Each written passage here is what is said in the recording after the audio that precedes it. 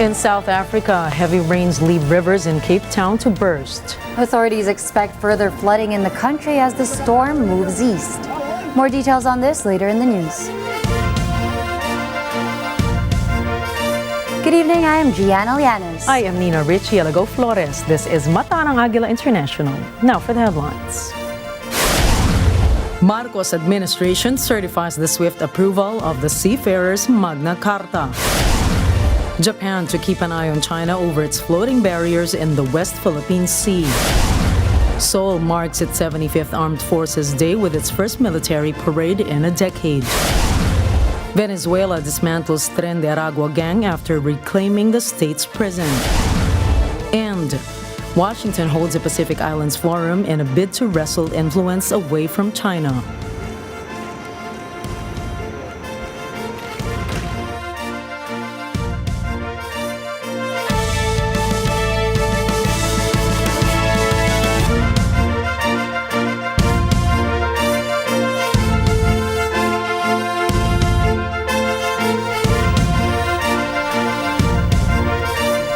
Bangko Sentral ng Pilipinas or BSP has reported a notable rise in combined net profits for domestic banks. Combined net profits reached about 180 billion pesos in June this year, showcasing a 27.7% increase compared to the same period in 2022. The report also highlights a combined net interest income of about 437 billion pesos in the first 6 months of the year, marking a 23.6% rise from the same period last year. On the other hand, non-interest income totaled about 114 billion pesos, experiencing a slight decrease of 2% from the same period in the previous year. Based on BSP's second quarter report, the banking system remains stable, and as of the end of June, both assets and deposits have witnessed growth. Total resources representing bank assets increased by 8.9% to 29 trillion pesos, primarily driven by deposits. BSP Governor Eli Remolona Jr. has emphasized that the resilience of the Philippine economy throughout the pandemic is largely attributed to the strength of the banking system.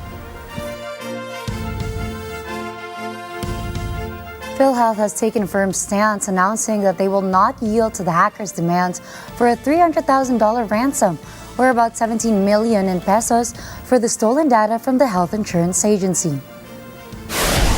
The Department of Information and Communications Technology has reported that the hackers uploaded certain documents from PhilHealth to the dark web and initiated a countdown. They gave the state insurer 8 days to pay the ransom, threatening to release the stolen data from its database if the demand is not met. In response, PhilHealth has taken precautionary measures by shutting down its online systems to evaluate the extent of the cyber attack and has transitioned to temporary manual operations. The Food and Drug Administration, or FDA, has issued a warning against unregistered products that have not undergone their evaluation process. This is under Republic Act number 9711, or the Food and Drug Administration Act of 2009, which states any act of proliferating health products without the proper authorization is prohibited. The agency has identified 5 food products that are not considered safe for consumption. The unregistered food products include Bahong Amahong, Tropical Farms Salsa, Mango Pickled Mango Regular, Alaras Peanut Butter Spread, No Sugar, and Arth Relief Supplement. FDA reminds the public the agency cannot ensure the said product's quality and safety. The agency condemns any distribution, acts of advertising, and selling of these food products until they obtain the required product safety certificates. The country's Army and Air Force are conducting a 5-day joint drill to boost their capabilities in terms of territorial defense power. JD Mahina for the report. The Philippine Army has set a 5-day exercise with the Philippine Air Force in the country's airspace.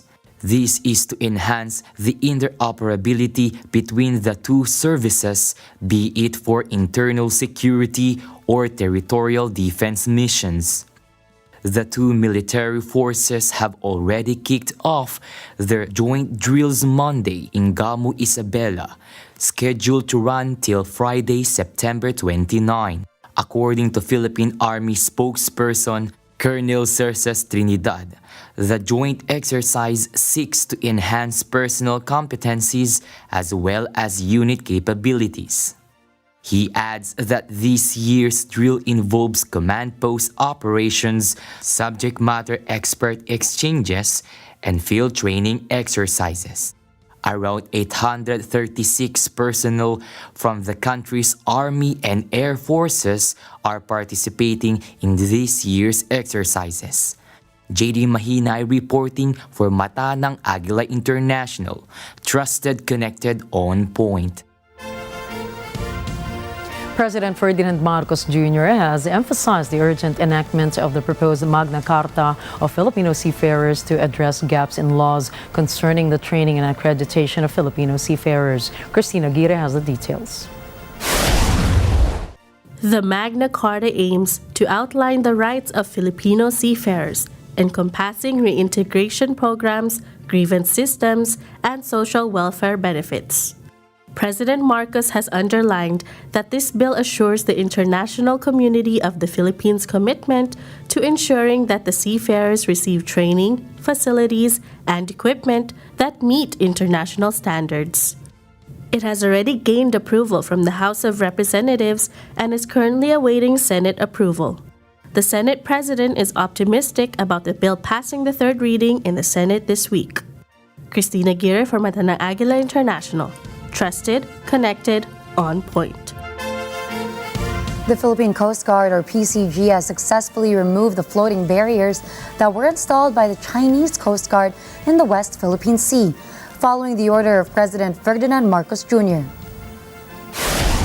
PCG spokesperson for the West Philippine Sea, Commodore J. Terriela, emphasizes that the barriers pose a hazard to navigation, constituting a clear violation of international law. The Department of Foreign Affairs further states that the installation of these floating barriers at Scarborough Shoal represents a direct infringement of Philippine sovereignty. The 2016 arbitral award decisively affirms that the area blocked by the Chinese Coast Guard is a traditional fishing ground for Filipino fishermen, and removing the barriers is within the country's rights. In related news, China's foreign ministry has justified its country's installation of floating barriers in the West Philippine Sea. This is through Chinese foreign ministry spokesperson Wang Wenbin clarifying Beijing's reason for the deployment of its barriers.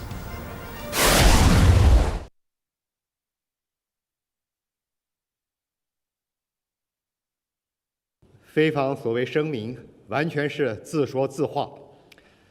中方坚定维护黄岩岛的主权和海洋权益。我们奉劝菲方不要挑衅滋事。 Wang claimed that Beijing took the action after a vessel of the Philippine Bureau of Fisheries and Aquatic Resources, or BFAR, encroached onto the adjacent waters of Bajo de Masinloc. He denounced the actions as an attempt to enter their country's lagoon without permission from China. China has long claimed the West Philippine Sea as its territory. This includes Bajo de Masinloc, which they locally called as Wanyan Dao.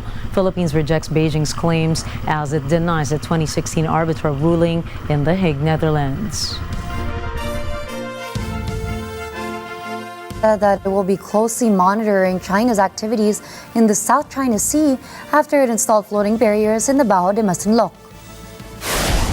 In a statement, Japan's Chief Cabinet Secretary Hirokazu Matsuno highlighted the vital role of maintaining peace and stability in the region to its country. He noted that Japan condemns any actions that escalate tensions in the South China Sea. He also reiterated a recent trilateral meeting of Japan with the United States and Philippines during the 78th United Nations General Assembly in New York. Japan previously pronounced its strong commitment to maintaining and establishing a free and open international order based in the region. Coming up, South Korea celebrates its 75th Armed Forces Day. Multiple countries seek reforms to the UN Security Council. And Venezuelan authorities take control of Tocoron prison. Stay tuned for more stories around the globe when we return.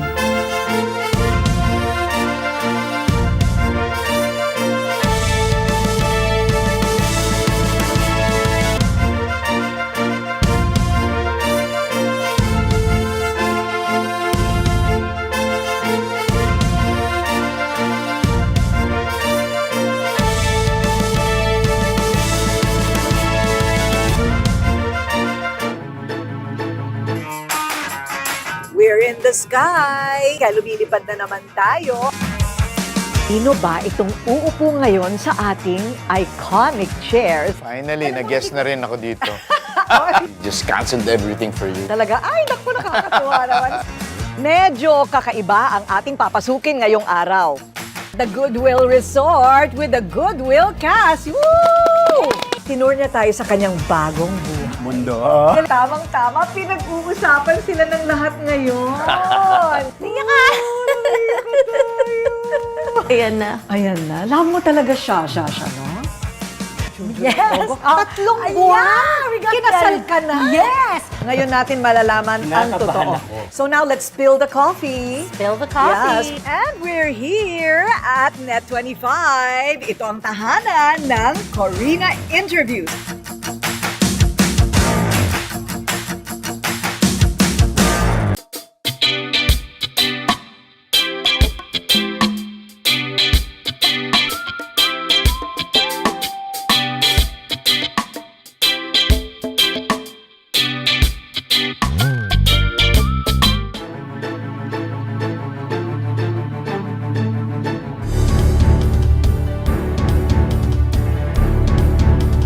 Best Public Affairs Program. And the star goes to Open for Business Net 25. It is a signal to the world that we are open for business. Open for Business with Cesar Vallejos. Every Sunday, 9 p.m.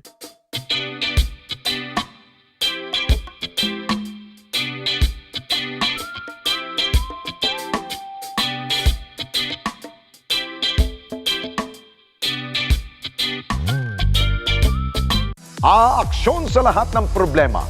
Walang uurungang reklamo. Re-responde anumang sitwasyon. Kung kayo po ay may sumbong, mag-text lamang po sa 0915-415-1035. Mag-email din sa responde@net25.com. Pwede rin kayo magpadala ng inyong po mensahe sa ating pong Facebook page at Net25TV. Walang imposible at lahat may solusyon sa mga totoong certified e-responder.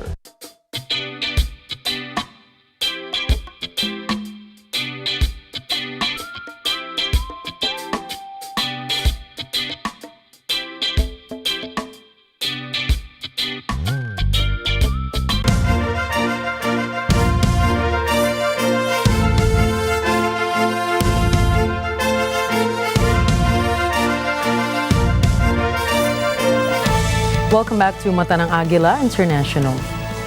Seoul marks its 75th year of Armed Forces Day with its first military parade in a decade. This showcases the country's advanced arsenal amid Pyongyang's growing nuclear threats. South Korea's last parade was in the year 2013. In 2018, former Seoul President Moon Jae-in chose to hold a celebratory ceremony instead of a military event in line with his regime's approach of reconciliation with North Korea.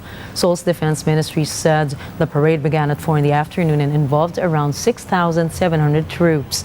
South Korean President Yoon Suk-yeol observed the parade from a platform, commending his nation's soldiers as they marched past. In a separate event, Yoon reaffirmed the expansion of the United States-South Korea defense ties at an airbase south of Seoul. Seoul hosts a rare meeting with senior diplomats from Japan and China. South Korea's foreign ministry said the three-way talks are seen as an attempt to appease Beijing over its concerns to Washington's deepening security ties with Tokyo and Seoul. It added that the meeting would explore possible collaboration between Seoul, Tokyo, and Beijing. Meanwhile, China agreed with South Korea and Japan to hold a meeting of the three countries' leaders as early as possible. Last August, Washington hosted a historic summit at Camp David in the United States with Japan and South Korea. This is after Pyongyang's growing nuclear threats have pushed its neighboring countries to cooperate with the U.S. Beijing, however, condemned the trilateral summit, claiming it would raise tensions in the region. Beijing says it condemns a wanton expansion of military alliance as Washington deepens security ties in the Asia-Pacific. China previously warned that any efforts to establish a NATO-like military alliance in the Asia-Pacific would only provoke conflict. Chinese Foreign Minister Wang Yi reiterated his country's call to the matters, noting that Beijing would seek to resolve disputes among countries via dialogue and consultation. 我们要为普遍安全创造有利环境，关键是倡导共同、综合、合作、可持续的安全观，坚持通过对话协商解决国家间的分歧和争端，重视彼此合理的安全关切，反对肆意扩大军事同盟挤压别国的安全空间。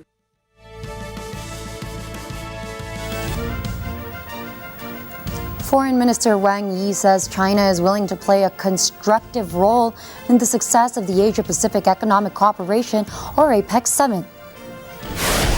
The exclusive meeting of Asia-Pacific leaders will be held this November in San Francisco, USA.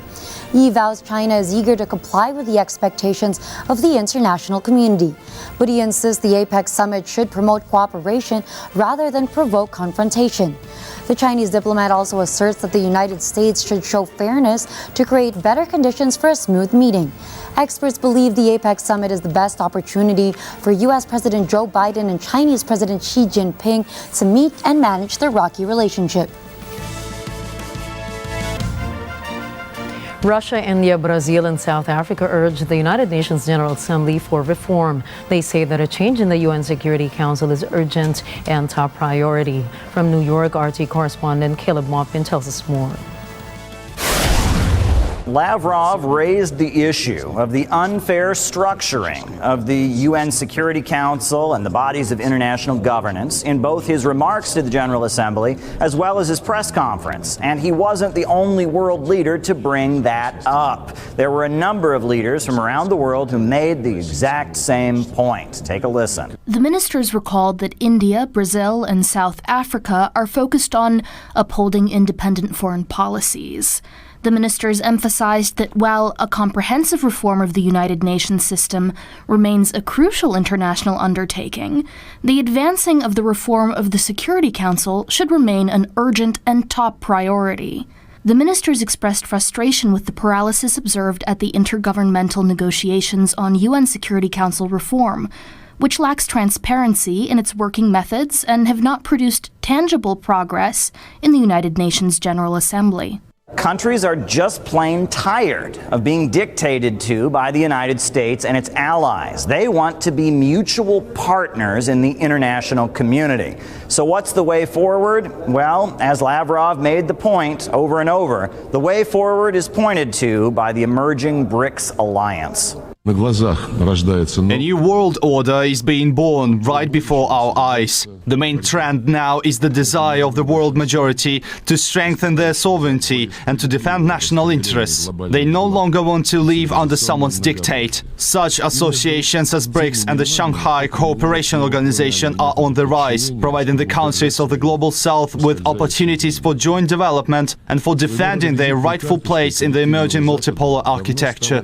Now, world leaders addressed many of the problems that are commonly addressed at United Nations gatherings: terrorism, refugees, instability, regional conflicts. But one point that has to be made is in many places that are plagued by these problems that the United Nations has made it its mission to address, Western sanctions make it worse. Bahrain's military has blamed the death of 2 Bahraini soldiers to a drone attack by Yemen's Houthi fighters on Saudi Arabia's southern border with Yemen. Several other Bahraini soldiers were also wounded in the attack, although the precise number has not been disclosed. The Houthis have not yet acknowledged their involvement in the attack. Bahrain has been a staunch ally of Saudi Arabia for years, especially during the conflict against Iran-aligned Houthi fighters in Yemen. As peace talks have been underway, it remains uncertain whether this incident might impede progress towards a potential agreement to resolve the ongoing conflict. Russia and Ukraine have engaged in a series of drone attacks overnight, targeting various regions. Russia successfully repelled several of Ukraine's drone attacks, destroying at least 11 drones over the Belgorod and Kursk regions. Ukraine has asserted that they had destroyed 26 of the 38 drones in the overnight airstrike. However, Kyiv fails to defend the grain port of Ismail, resulting in extensive damage to more than 30 vehicles, facilities, and infrastructure. 2 individuals in the area also sustained injuries. An explosion at a fuel station in Azerbaijan's Nagorno-Karabakh has resulted in the loss of 20 lives and injuries to hundreds of individuals. Hundreds of those injured have been admitted to local hospitals and dozens are in critical condition. Authorities are actively investigating the cause of this devastating explosion. Armenia's Prime Minister Nikol Pashinyan has again accused Azerbaijan of ethnic cleansing in the wake of this incident. However, Azerbaijan has denied these allegations and clarifies that the nation's intention is to reintegrate the remaining ethnic Armenians in Karabakh. Russia and the United States have accused each other of destabilizing the Nagorno-Karabakh region. Sources said thousands of Armenians fled their homes in the South Caucasus region over fears of ethnic cleansing. Moscow's ambassador to the United States, Anatoly Antonov, urged Washington to refrain from dangerous words and actions that could lead to an artificial increase in anti-Russian sentiment in Armenia. Armenia had relied on a security partnership with Russia since the breakup of the Soviet Union. But war analysts believe relations between Russia and Armenia wore out when President Vladimir Putin launched its special military operations in Ukraine. Baku vowed to protect the rights of the roughly 120,000 Armenians who call Karabakh home, but many refused to accept its assurances. Armenia's Prime Minister Nikol Pashinyan blamed Russia for failing to ensure Armenian security.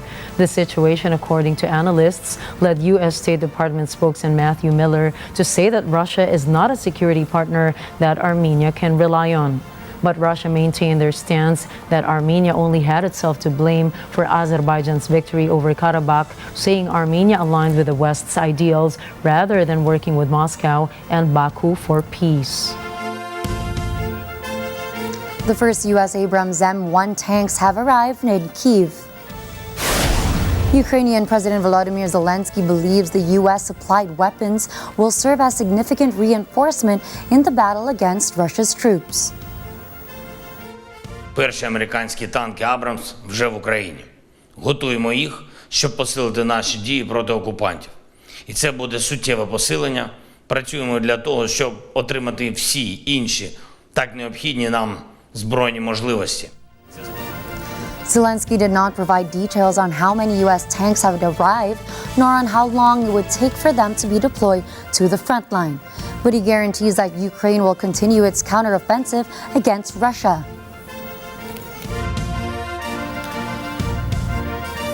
Warsaw is furious at potential border control claims by German Chancellor Olaf Scholz linked to Poland's recent visa for bribes scandal. The German government is weighing whether to impose checks on the border with Poland in order to stem an influx of asylum seekers, but tense relations between the two countries, which have now escalated into an open diplomatic row, may complicate those plans moving forward. At a political rally over the weekend, Scholz linked the current border crisis with an alleged visa for cash scandal that has rocked Poland's nationalist anti-immigrant government stance just weeks before their national election.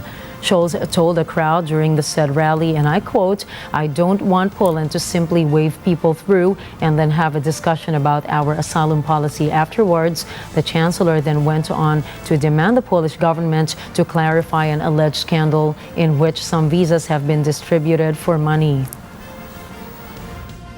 Is that we're following the recent media reporting about these alleged cases of fraud and corruption very closely. And these allegations are very concerning and give rise to questions regarding the compliance with the EU law. And this is why Commissioner Johansson wrote a letter to the Polish authorities to ask for clarifications. Poland's Foreign Minister Zbigniew Rau shot back at Scholz in a post on X, formerly Twitter, stating that the Chancellor's remarks indicate an attempt to interfere in the internal affairs of the Polish state and the ongoing electoral campaign in Poland. A spokesperson for German Interior Minister Nancy Faeser told reporters that it may be necessary to carry out controls in the Polish and Czech borders in order to crack down on the criminal gangs that illegally smuggle migrants into the country. Some 204,000 people requested asylum in Germany within the first 8 months of 2023, a significant 77% rise from last year's average. Tensions between Germany and Poland had already risen amid a Polish election campaign in which Poland's ruling party has often targeted Germany by demanding that their government government reparations for the happenings in World War II. Venezuela has regained control of Tacloban prison, previously under the control of the notorious criminal group Tren de Aragua, and declared the gang to be completely dismantled. A massive force of 11,000 soldiers and police was deployed to Tacloban prison, known to have luxurious amenities such as restaurants, bars, and outdoor swimming pools. The operation dealt a significant blow to the Tren de Aragua gang that was believed to have about 5,000 members. Military and police forces have mentioned that the majority of the prison's 1,600 inmates have been relocated to other jails across the country. Venezuelan Interior Minister Ramiro Ceballos has stated that authorities will persist in seeking individuals suspected of affiliations with the gang.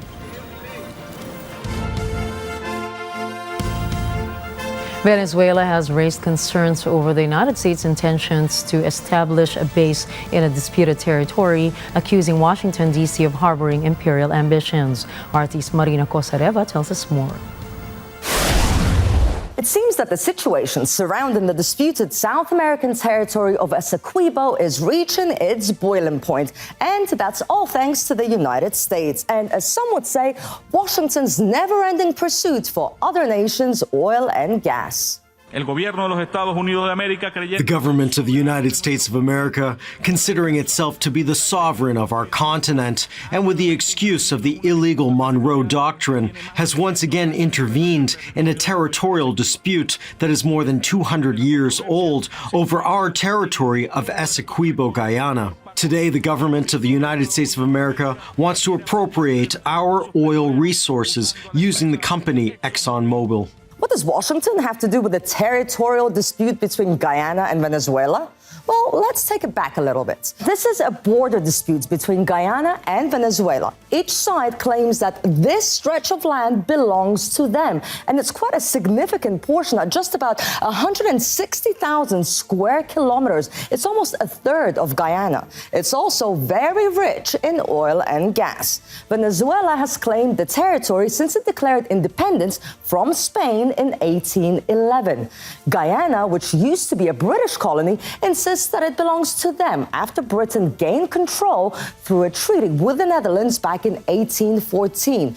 But the argument here is that the treaty wasn't specific when it comes to the borders. Fast forward a few decades, and Venezuela asked the United States for help under the Monroe Doctrine, which opposed European colonialism in the Western Hemisphere. Some even thought that this could lead to another war between Britain and the U.S. Now, a tribunal in 1899 decided that the majority of the land belonged to the British colony, which of course was a huge disappointment for both Caracas and Washington. But when Guyana became independent in 1966, the border issue resurfaced. That's when it was decided, according to a Geneva agreement, that the territorial dispute would be reconsidered. Meanwhile, relations between Venezuela and Washington have deteriorated. So it's hardly surprising that Washington no longer seems to care about Venezuela's case, especially since Guyana gave drilling license to the U.S. oil major ExxonMobil. And now the U.S. is apparently looking to set up a military base there. We denounce that the government of the United States of America intends to militarize this situation. The U.S. Southern Command wants to create a military base in the disputed territory in order to create a spearhead in its aggression against Venezuela and consolidate the plundering of our energy resources. Naturally, Venezuela is worried and fears that the U.S. wants to take control of what Venezuelans see as their own oil resources. Guyana insists that it's their territory and they can do whatever they want with it. Allowing the court to decide would ensure a resolution that is peaceful, equitable, and in accordance with international law. Guyana will spare no effort in defending its sovereign and territorial integrity. Guyana reached out to the International Court of Justice. That was a few years ago. And then this spring, they ruled that the court had jurisdiction over the dispute. But there's been no decision yet, and some argue it won't come anytime soon. But even if it does, we know that its rulings are often ignored anyway, and it's the same with Geneva agreements. So what's the way out? Well, if we take into account Washington's support for the opposition during Venezuela's presidential crisis in 2019, it's safe to assume that we're in for a repeat of the same old scenario. That didn't work out for them, but we know instances when the U.S. intervened under the guise of democracy only to leave with an abundance of oil and gas, like in Libya and Syria. And now here we go again, only this time the resources are in Latin America. Considering Washington's shady track record, is it that outrageous that Venezuela is concerned? Not really, according to those who believe it's time to call a spade a spade. The United States officially recognizes the Pacific nations of Cook Islands and Niue Monday as President Joe Biden hosts regional leaders in a bid to wrest influence from China. Ken Cruz tells us more. President Joe Biden's announcement comes at the start of a summit with the 18-member Pacific Islands Forum. U.S. officials say the president was announcing a more assertive American stance in the region. Biden says Washington recognizes the Cook Islands and Niue as sovereign and independent states. He says Washington would establish diplomatic relations with both. Biden says the move would help maintain a free and open Indo-Pacific region.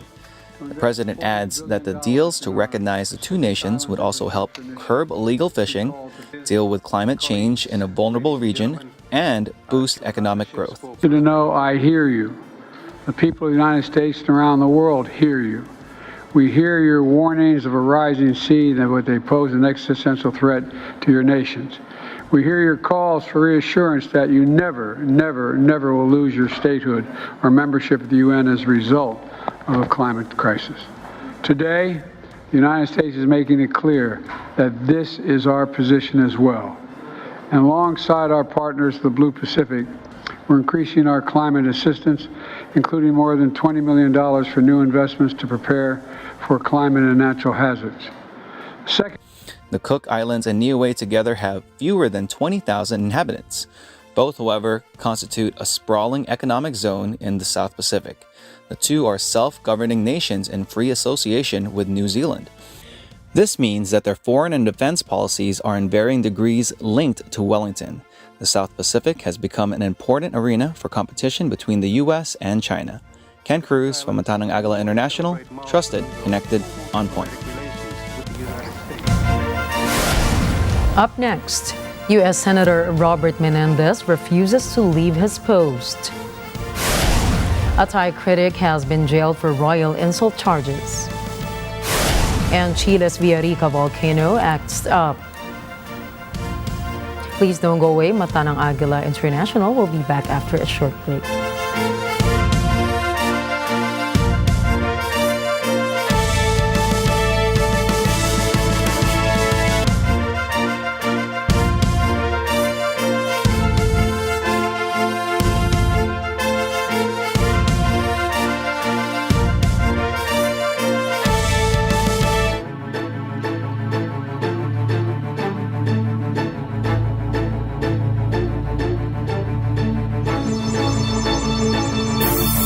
Ang inyong katuwang tungkol sa usaping ito.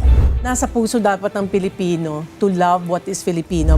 Kaya dapat ihayag ng saloobin. Kahit gaano kasi karami yung doktor natin, kung may bayad din, baliwala din. Paano makakabili ang Pilipino ng bigas? Himayin ang hinaing. Gaano karaming pera bang kailangan mo para maging masaya ka? Alamin ang pwedeng gawin. So I think the lesson is, pag may fake news, i-correct ka agad ng people concerned. Sagutin mo agad. Mag-reality check tayo. Check yun. Check. Na check. Check na check. Double check. Check the check tayo dyan.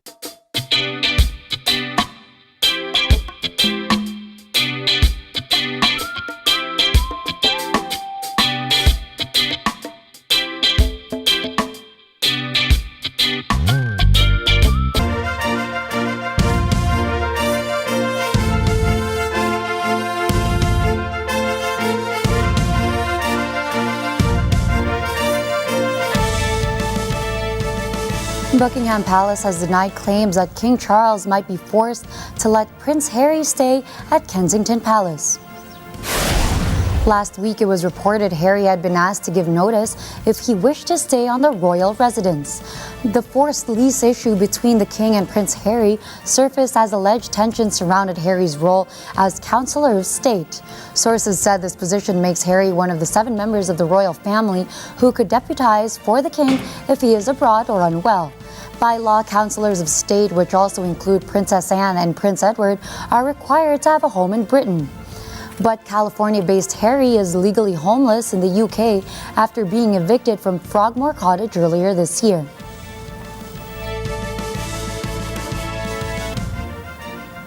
A U.S. senator is charged with bribery and extortion. This after gold bars and hundreds of thousands of dollars in cash were found at his home. Despite calls for him to resign, Robert Menendez refuses to leave his post. Rose Papaangelis reports. Democratic Senator Robert Menendez is accused of providing sensitive information to the Egyptian government in order to help an Egyptian-American businessman protect his monopoly. 69-year-old Menendez says he firmly believes that when all the facts are presented, not only will he be exonerated, but he still will be New Jersey's senior senator. Menendez says this will be the biggest fight yet. He stepped down temporarily as head of the Senate Foreign Relations Committee after the charges were unsealed on Friday.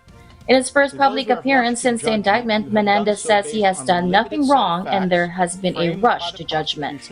A number of fellow Democrats, including New Jersey Governor Phil Murphy, urged Menendez to step down. Prosecutors say they found more than $500,000 in cash in Menendez's New Jersey home and in his wife's safe deposit box.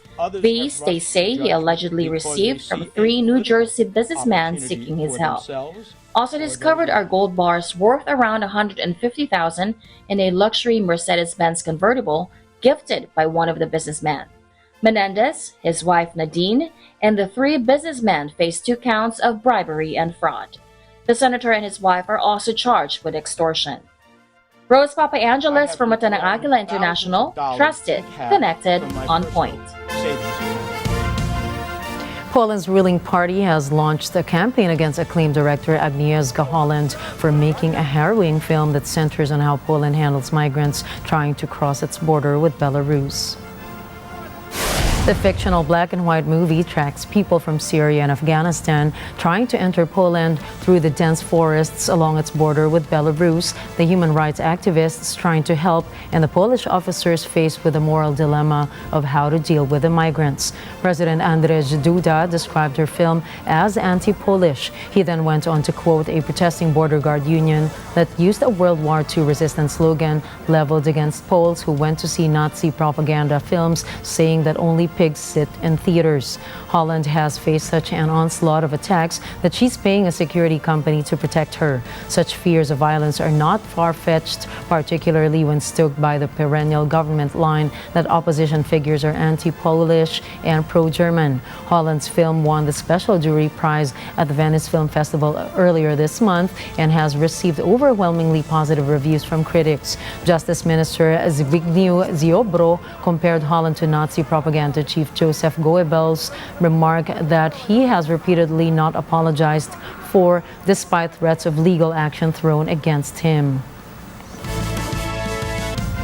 A Thai court jailed one of the leading figures in the kingdom's youth-led democracy protest movement, Anon Numba, for 4 years on royal insult charges, the first of 14 lèse-majesté charges against him. The human rights lawyer and activist was convicted on Tuesday at a Bangkok criminal court over a speech he made during the protest in 2020. The court also fined him 20,000 baht, approximately $550, for violating an emergency decree in effect at the time. Following the verdict, his lawyer described Anon as an innocent man and said they would probably appeal. Anon is one of more than 150 activists who have been charged under lèse-majesté laws, often referred to as 112 after the relevant section of the criminal code.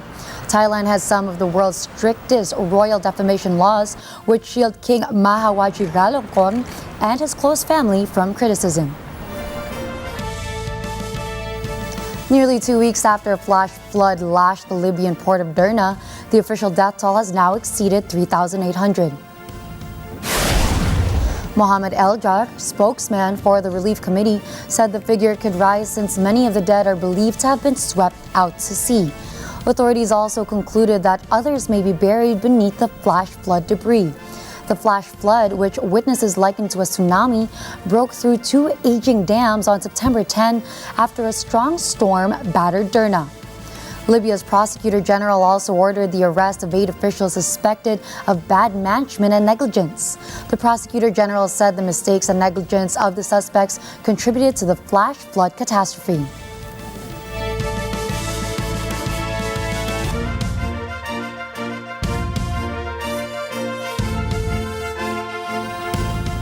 A swollen river topped up by heavy rain swept away homes built on its banks in Guatemala City. Authorities say they found the bodies of 2 children and 4 adults. Thomas I. Likeness reports.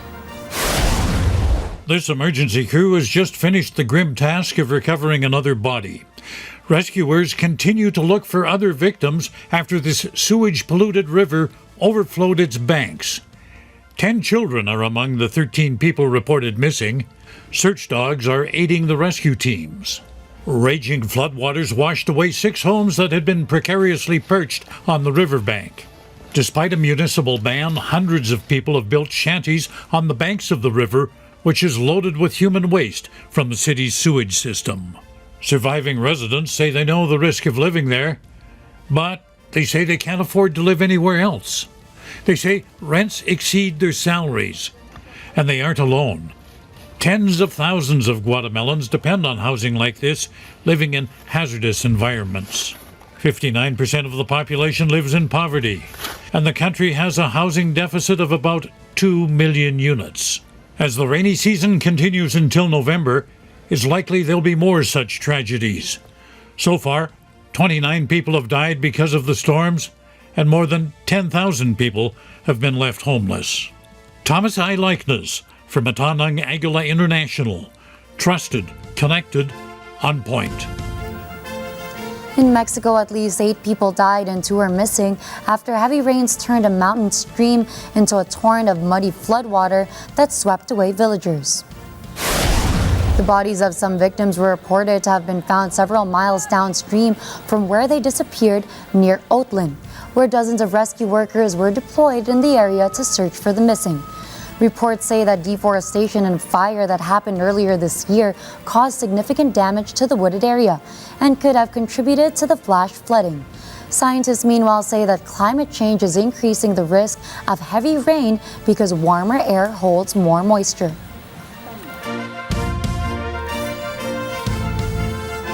Heavy rain has left parts of Cape Town in South Africa underwater. The rain caused the river to overflow its banks, deluging the city. Arlene Ocampo has the details. The water has swept away homes in Cape Town and filled other dwellings with mud and water, leaving people scrambling for dry ground.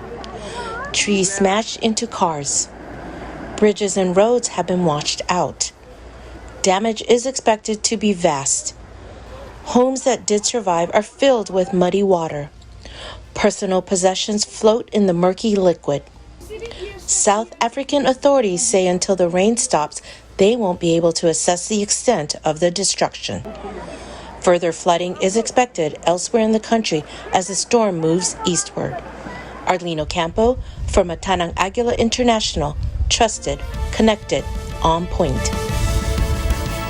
Chile has raised the alert level from yellow to orange following increased activity at the Villarrica volcano. The volcano is considered one of the most active in South America. David Oria reports. An orange alert level is the second highest and indicates an eruption could occur within days or weeks. Schools in nearby towns have been ordered closed for the next 5 days. Classes will be conducted online. Chilean officials say they will move about 30 families who live within 8 kilometers of the mountain. Access to the area will be cut off. The mountain, located in southern Chile, is a popular destination for climbers and skiers. Villarrica last erupted in 2015. David Oria for Matanang Agila International. Trusted, connected, on point.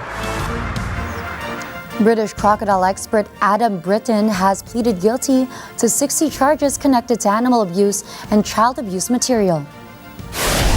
An Australian court has reported that Britain sexually abused the dogs, most of them ending up dead. He apparently filmed these acts and subsequently posted them online. Additionally, the court notes that he accessed inappropriate material involving minors while on these websites. It was also revealed that these activities took place in a shipping container on his property, which he referred to as a torture room, equipped with recording devices. The prosecution confirms that his sentencing will take place at a later date.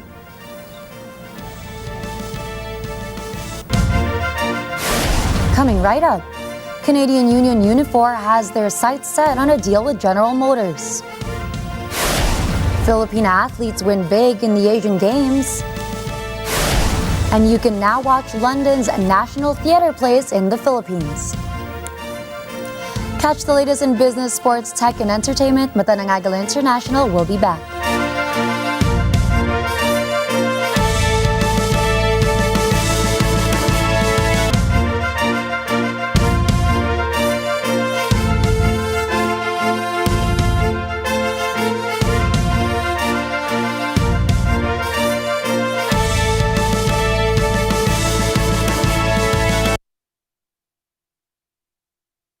Kwentuhang makaka-relate kay you. Menopause. Meron ka bang nararamdaman ng mga signs ng menopause? Menopause really happens. In my case, I had a condition called endometriosis. Miss Corina, ganda po ng hair nyo. Ano pong shampoo nyo? Mapa-senior man kay you. My apos are here. They're here with me and they give me such joy. And so, kung hindi ako magtatrabaho, how could I spoil them? O Gen Z? Nar is actually an accent from Australia. So like when you say no, you don't say no. They say nar. Bida kayo dito. Sumay! Let's just always choose to be kind. Kaya ugaliin ang tumutok kung saan masaya at maganda ang simula ng araw. 10 a.m. to 12, Lunes hanggang Biyernes, kada umaga. Hi mga ka-netizens! Alam niyo naman, Ali Soto po! Special guest ako ng Lutong Dasa this Saturday! Kami ay magluluto ng mga special na mga lutuin from Vietnam!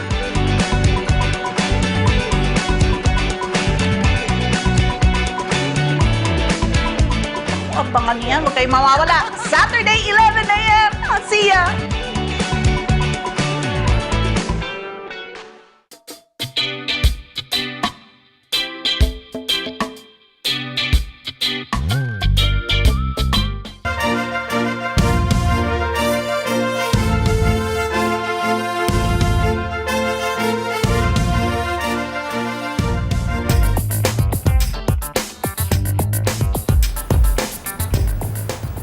Canada's largest private sector union says it will turn to negotiations with General Motors after members voted to accept its labor agreement with Ford Motor Company.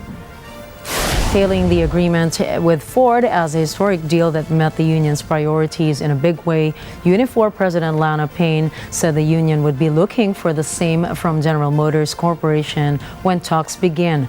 The union chose GM in part because it currently has more leverage over the company than it does at Stellantis. Unifor will try to get key increases like the 20 to 25% base pay raise, $10,000 in bonus boosts to pensions, including a shift back to defined benefits and commitments around the electric vehicle transition that it secured at Ford.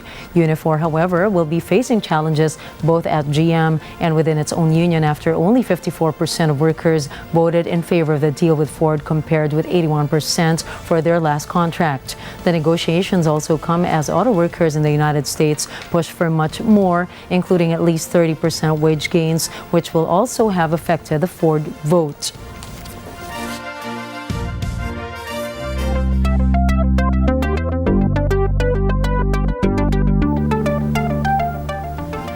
OpenAI, the artificial intelligence company that released ChatGPT, is making the chatbot app a lot more human. Bernadette Manuel has the data.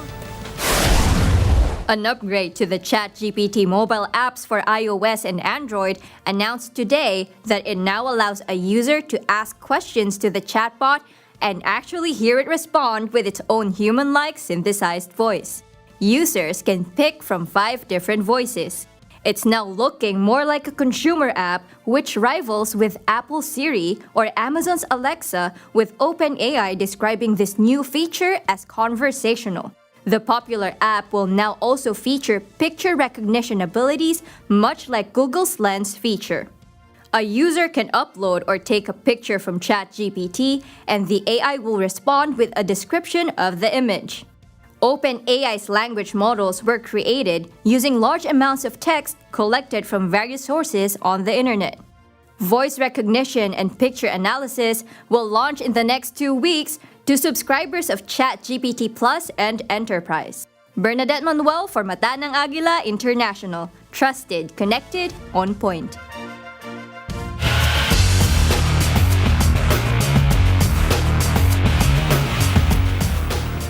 The competition continues in the Hangzhou Asian Games 2023 on Tuesday. And here are some of the Filipino athletes that won and advanced to the next round. In artistic gymnastics, Kristen Lopez and Ancila Lucia Mari Manzano made their medal campaigns felt at the Asian Games after qualifying in the all-around and vault finals respectively. For Manzano, she displayed her impressive form in her 2 vaults to finish with 12 points, 583, and captured the last spot. She tallied 12 points 800 on her first vault and stumbled on the second with 12.366 after getting a 0.1 penalty. Manzano joins qualifiers from North Korea, Japan, China, Uzbekistan, India, and Kazakhstan for Thursday's finals. For Lopez, she posted 43 points, 565 in the all-around qualification, enough to move on to the next round. Lopez, meanwhile, will join qualifiers from China, Japan, North Korea, Chinese Taipei, Kazakhstan, Singapore, South Korea, Thailand, and India in Wednesday's gold medal match.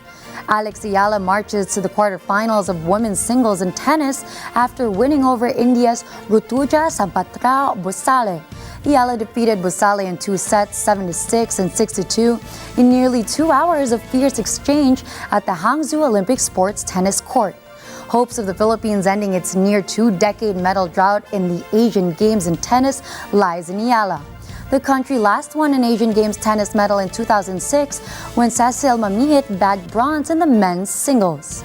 Filipino skateboarding sensation Marjolin Dadal is gearing up for a title defense after qualifying for the women's street final of the Asian Games. This after she scored 41.53 points in her second and best run, improving from her first go of 37.86. Dadal has been revitalizing her drive to retain the Asiad title after she got sidelined by an ankle injury for a long time. Joining Dadal in the golden match on Wednesday are Japanese Yumeka Oda and Miyu Ito of Thailand.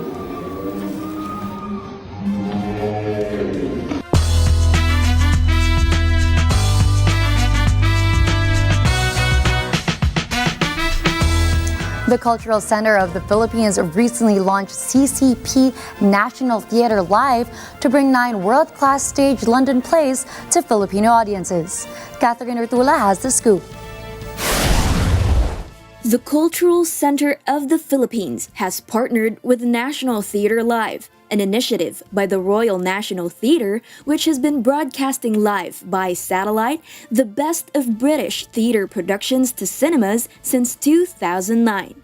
The CCP partnered as well with the Yalamos Cinema to launch the first season, which runs from September 26, 2023 to May 28, 2024, exclusively at Greenbelt Cinemas. For the first season, the lineup features Life of Pi, Frankenstein, The Seagull, Much Ado About Nothing, The Crucible, Fleabag, Othello, King Lear, and Hamlet. Most of these productions are from London's West End and helmed by acclaimed directors such as Danny Boyle and actors that include Sir Ian McKellen, Benedict Cumberbatch, Emilia Clarke, and more.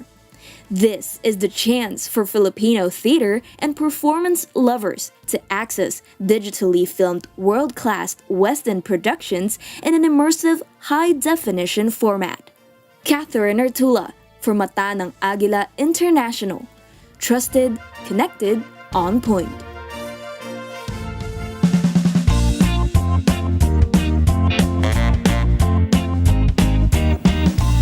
Dog lovers and their furry families unite to break the record for most dogs attending a film screening. 219 dogs watched the special early screening of the sequel of Paw Patrol at the Autry Museum in Los Angeles. The audience included dogs of all sizes, shapes, and colors. Michael Emprick, the official adjudicator from Guinness World Records, was ecstatic as he presented the official certificate announcing the audience set a new world record. This was an official Guinness World Records attempt for most dogs attending a film screening. The mark to beat was 199, and today Paw Patrol the Mighty Movie had 219, which is a new Guinness World Records title. Dog lovers and their puppies were happy to be part of the new world record. We always go everywhere together and we watch movies together. Sometimes she's just on top of my chest and just like waits until the movie's over, and then she's very happy and just runs and, you know, just being all cute as always.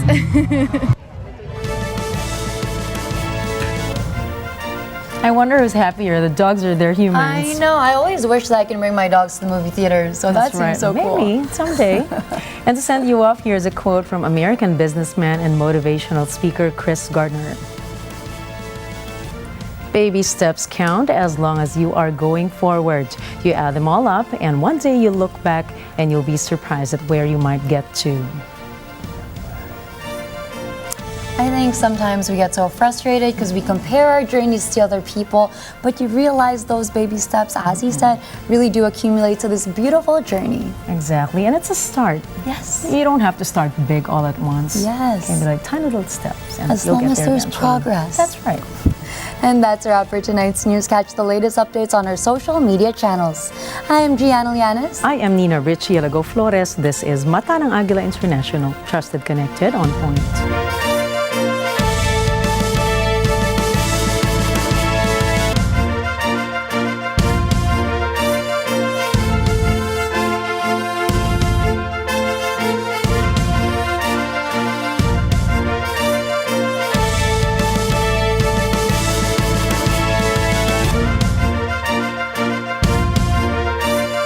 Thank you for choosing Mata ng Agila International, your trusted news source, connecting you to the world and on point with stories from around the globe. Follow, like, and subscribe to @Net25 TV.